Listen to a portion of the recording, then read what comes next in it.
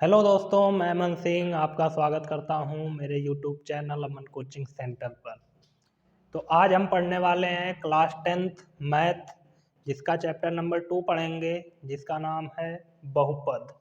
ठीक है, तो आज का हमारा जो चैप्टर शुरू हो रहा है उसका नाम है बहुपद। आज शुरुआत करेंगे, आज एकदम इसका परिचय अच्छे से समझेंगे। क्या होता है बहुपद, बहुपद कितने प्रकार का होता है, इसका शून्य क्या होता है, ये सब चीज़ें हम लोग आज समझेंगे। ठीक है, आज एकदम बेसिक रहेगा। उसके बाद धीरे धीरे हम लोग एक्सरसाइज को सॉल्व करना शुरू करेंगे। पहले शुरू में हम लोग इसका बेसिक अच्छी तरीके से जान जाएंगे, तभी जब हम इसकी एक्सरसाइज करने जाएंगे तो हम अच्छे तरीके से उसको हल कर पाएंगे। और इसमें एनसीईआरटी के जितने भी क्वेश्चन होंगे मैं सबको हल करवाता हुआ चलूँगा।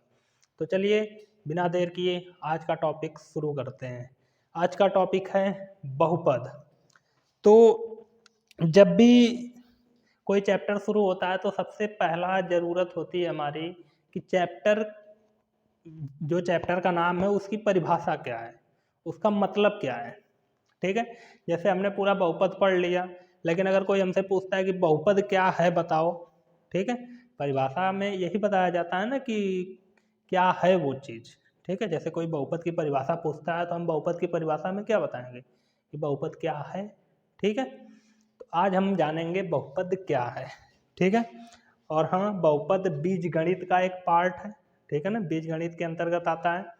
तो हम कहेंगे बहुपद के बारे में ऐसा बीजीय व्यंजक, ठीक है, ऐसा बीजीय व्यंजक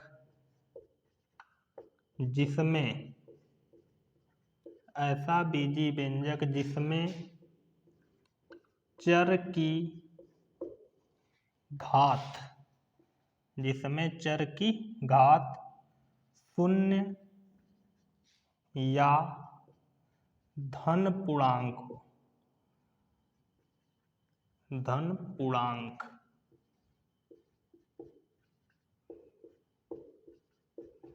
पूर्णांक केवल होता है, धन पूर्णांक हो।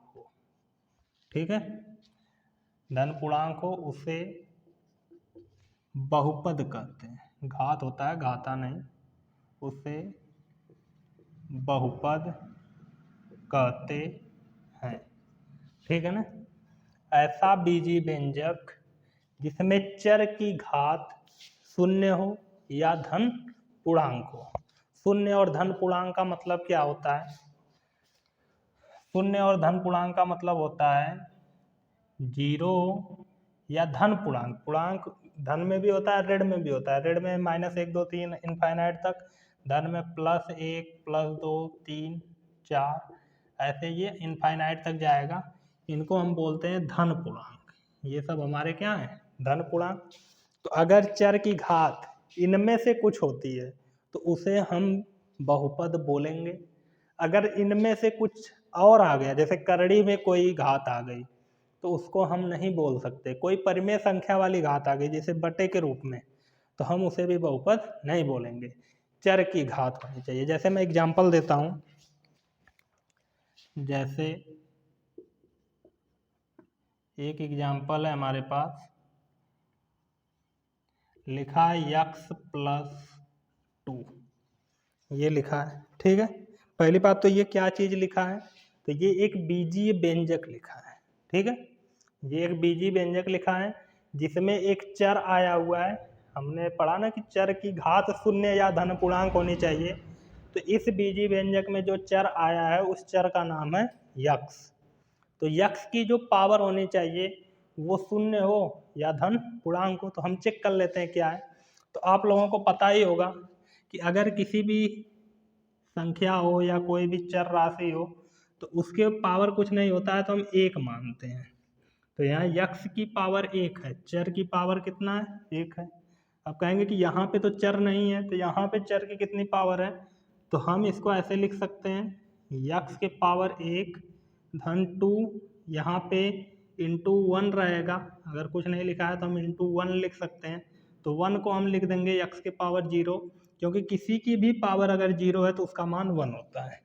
तो यहाँ पे पावर 0 है और यहाँ पे 1, चर की घात 0 और 1, क्या 0 और 1 एक धन पूर्णांक या 0 है?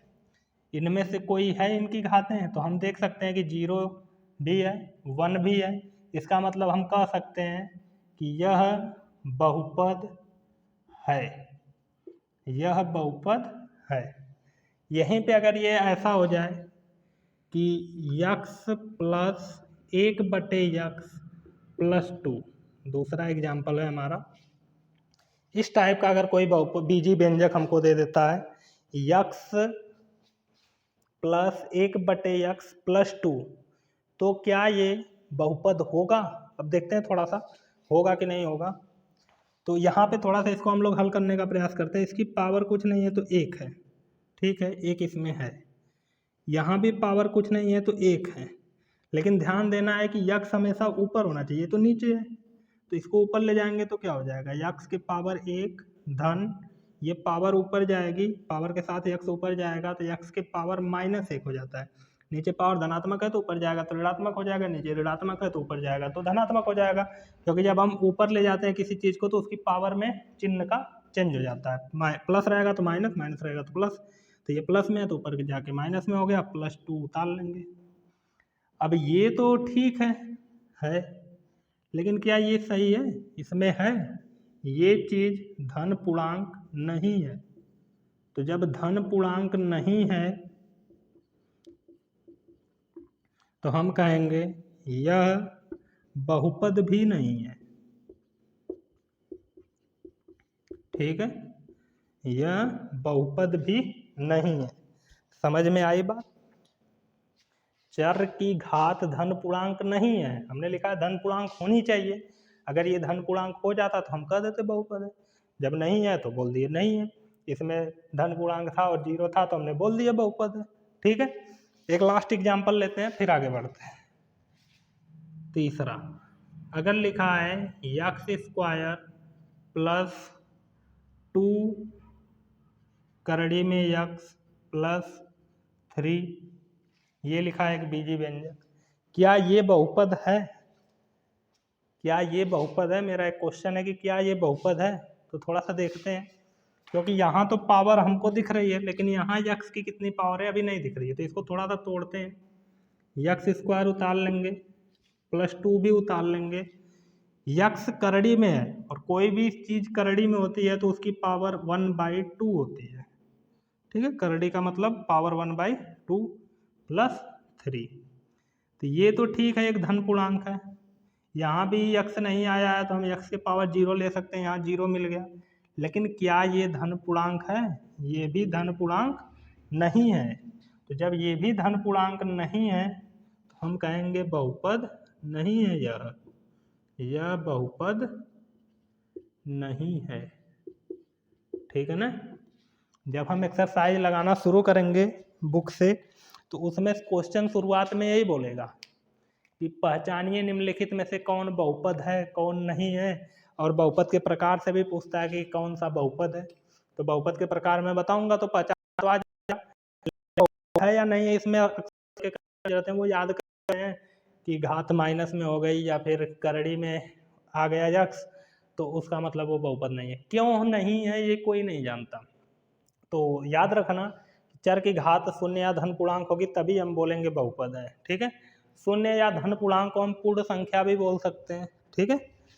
हम शून्य या धन पूर्णांक को पूर्ण संख्या भी बोल सकते हैं। तो ऐसे भी लिखा जा सकता है कि ऐसा बीजी व्यंजक जिसमें चर की घात एक पूर्ण संख्या हो। पूर्ण संख्या का मतलब यही पूर्ण संख्याएं हैं, ठीक है, ऐसे भी लिख सकते हैं। तो ये भी हमारा बहुपद नहीं है क्योंकि इसकी जो चर की घात है वो 1/2 हो चुकी है, ठीक है। अब एक इसी टाइप का और मैं क्वेश्चन लिखता हूँ, देखना थोड़ा सा बता पा रहे हो कि नहीं। x² प्लस करड़ी में 3x + 4, क्या यहाँ पे ये बहुपद है बीजी व्यंजक? तो यहाँ पावर कुछ नहीं है तो 1 है, यहाँ पावर कुछ नहीं है तो x है ही नहीं तो x की पावर 0 मान सकते हैं। अब यहाँ पे पावर 2 है, यहाँ पे 1 है, यहाँ पे 0, तीनों मिल रहा है इसमें, इसका मतलब ये बहुपद है। अब जो लोग याद किए रहते हैं कि करड़ी आ गई तो बहुपद नहीं है, इसमें तो करड़ी आई है, लेकिन क्या करड़ी में यक्स है? चर राशि करड़ी में होगी तभी बहुपद नहीं होगा। ये तो अचर राशि है 3, तो ये करड़ी में हो या ना हो उससे फर्क नहीं पड़ता है, चर नहीं होना चाहिए करड़ी में, और यहाँ पे नहीं है तो हम लिख देंगे यह बहुपद है, यह बहुपद है। समझ में आई बात? अब उम्मीद करता हूँ कि बहुपद को पहचानने में कि बहुपद है या नहीं है कन्फ्यूजन नहीं होनी चाहिए, बहुत सिंपल तरीके से समझ में आ जाएगा अगर ये 2 लाइन याद है तो। ठीक है, अब चलते हैं आगे बहुपद के प्रकार। बहुपद के प्रकार,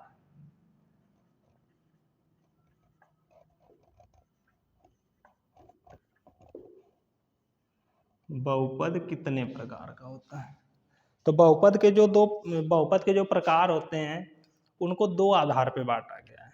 ठीक है ना, पहला जो आधार है हम बोल सकते हैं पदों के आधार पर। ठीक है ना, पहला हम आधार बोल सकते हैं कौन सा? पदों के आधार पर। ठीक है, पदों के आधार पे बहुपद को कितने प्रकार से बांटा गया है। और दूसरी पॉइंट हम इसमें ले सकते हैं घातों के आधार पर, घातों के आधार पर 2 आधार पे बांटा गया है, एक तो पदों के आधार पर और एक घातों के आधार पर। पदों के आधार का मतलब जैसे इसमें हम गिने तो 1 2 पद हो गया, ये तो 2 बहुपद ही नहीं है, 1 2 3 पद हो गया। ठीक है, तो इस तरह जो पद हैं उन पदों के आधार पे बहुपद को कितने प्रकार से बांटा गया है।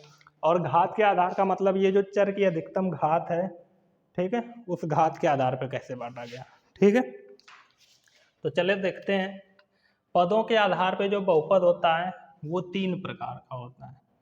जो ए वाला होगा उसका नाम है एक पदीय बहुपद, एक पदीय बहुपद। ठीक है, एक पदीय बहुपद बहुत कठिन चीज नहीं है, नाम से ही क्लियर हो गया कि ऐसा बहुपद जिसमें केवल एक पद हो वह एक पदी बहुपद कहलाएगा। ठीक है, इसकी परिभाषा मैं नीचे लिख देता हूँ। ऐसा बहुपद, इसकी परिभाषा यहीं नीचे लिख रहा हूँ। ऐसा बहुपद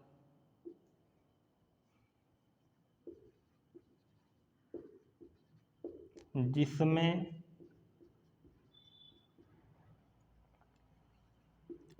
केवल एक पद हो उसे हम एक पदीय बहुपद कहते हैं। ऐसा बहुपद जिसमें केवल एक पद हो उसे हम एक पदीय बहुपद कहते हैं। दूसरा क्या होता है? बी वाला द्विपदीय बहुपद, द्विपदीय बहुपद नाम से ही क्लियर है, मुझे ज़्यादा बताने की ज़रूरत नहीं है। द्विपदी बहुपद का मतलब होता है ऐसा बहुपद जिसमें केवल 2 पद हो। ठीक है ना, ऐसा बहुपद जिसमें केवल 2 पद हों उसे हम कहेंगे द्विपदी बहुपद। अभी मैं सबका एग्जाम्पल भी बताऊंगा, पहले ऐसे ही सबकी परिभाषा बता रहा हूँ। ठीक है, एक लास्ट देख लेते हैं सी वाला, क्योंकि मेन तो इतना ही पढ़ना होता है, बाकी और भी होते हैं।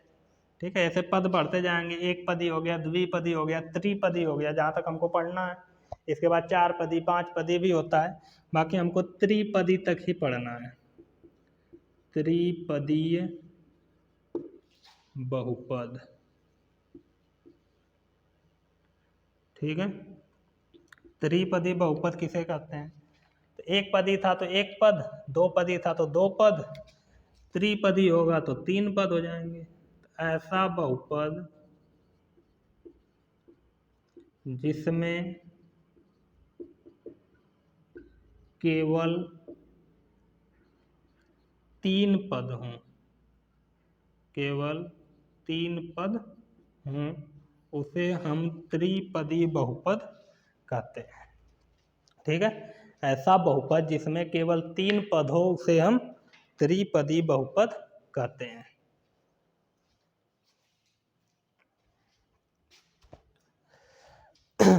ये तो हो गया कि त्रिपदी बहुपद क्या होता है, ये द्विपदी बहुपद क्या होता है और एक पदी बहुपद क्या होता है। अब थोड़ा इसका एग्जाम्पल देख लेते हैं, किस टाइप के एग्जाम्पल आएंगे। जैसे अगर एक पदी बहुपद की बात किया जाए तो हम इसमें एग्जाम्पल क्या ले सकते हैं। एग्जाम्पल के रूप में हम ले सकते हैं 5x, इसमें केवल एक पद है, ठीक है। 4x² ले सकते हैं, इसमें भी केवल एक पद है। 3 ले सकते हैं, इसमें भी एक पद है। तो ये जो देख रहे हैं ये सब एक पदी बहुपद है, ठीक है। ये पहला हो गया, ये दूसरा हो गया, ये तीसरा हो गया, ठीक है ना। इसमें केवल एक पद है, एक पद के अलावा पद ही नहीं है, तो एक पदी बहुपद हुआ। द्विपदी बहुपद की एग्जाम्पल क्या हो सकते हैं, तो दो पद आने चाहिए, जैसे 5x+3 हो गया, एक पद ये हो गया, एक पद ये हो गया, तो ये द्विपदी बहुपद हो गया, ठीक है। दूसरा एग्जाम्पल ले सकते हैं 3x⁴ + 5, इसमें भी दो पद हैं। तो इस टाइप के जो बहुपद आएंगे उसको हम द्विपदी बहुपद बोलेंगे। एक यहाँ पे हमने एग्जाम्पल लिया था बहुपद का, ये भी द्विपदी है क्योंकि एक पद दो पद हैं। उसी तरह त्रिपदी बहुपद अगर हमको लेना है तो एग्जाम्पल के रूप में हम 3 पद वाला ले सकते हैं, x⁴ + 2x² + 3, एक पद, दो पद, 3 पद हो गया। और भी लेना चाहें तो ले सकते हैं 5x² + 3x + 2।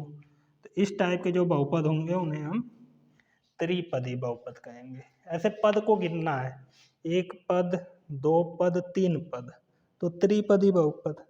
गर्मी थोड़ा बहुत ज़्यादा है, पंखा बंद करके बनाना पड़ रहा है।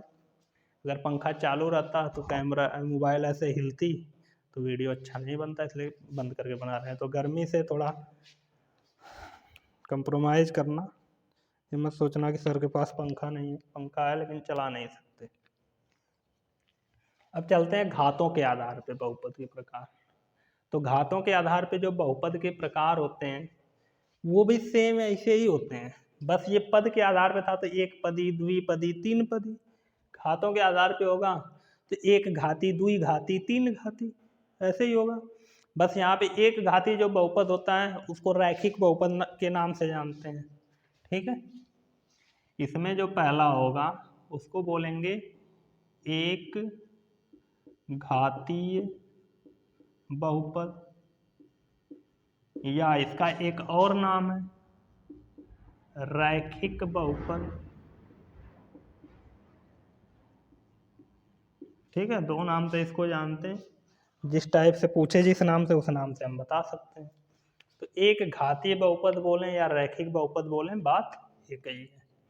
परिभाषा क्या होगी, एक पदी बहुपद था तो एक पद आता था, एक घातीय बहुपद है तो एक घात हो जाएगी, अधिकतम घात।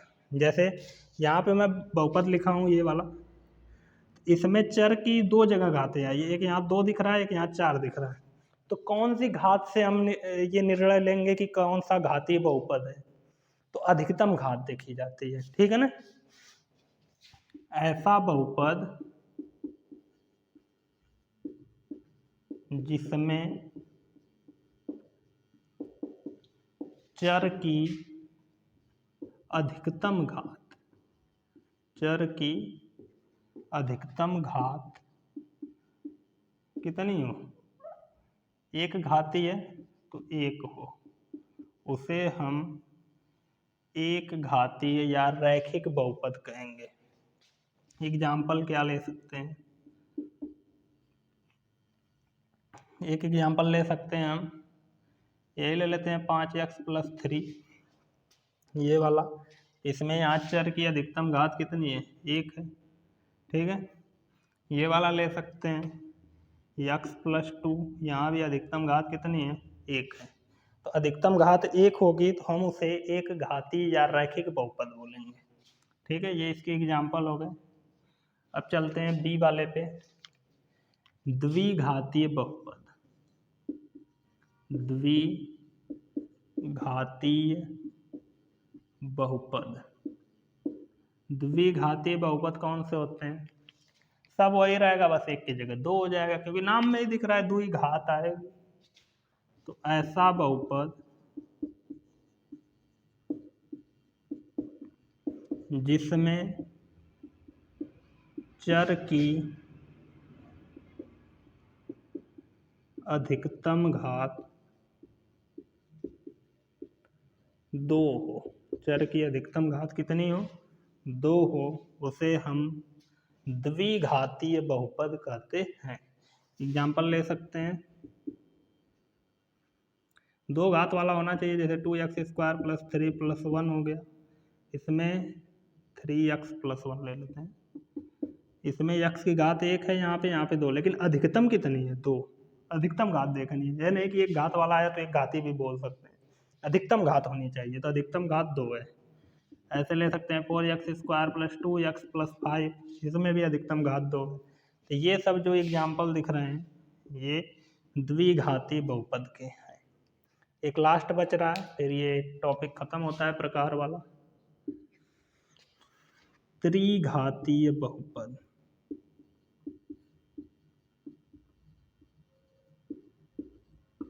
त्रिघातीय बहुपद सेम वही रहेगा, बस त्रिघाती हो गया तो अधिकतम घात कितनी हो जाएगी, 3।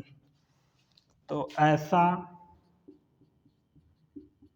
बहुपद जिसमें चर की अधिकतम घात 3 हो, ठीक है, चर की अधिकतम घात कितनी हो, 3 हो, उसे हम त्रिघातीय बहुपद कहते हैं। एग्जाम्पल ले लेते हैं,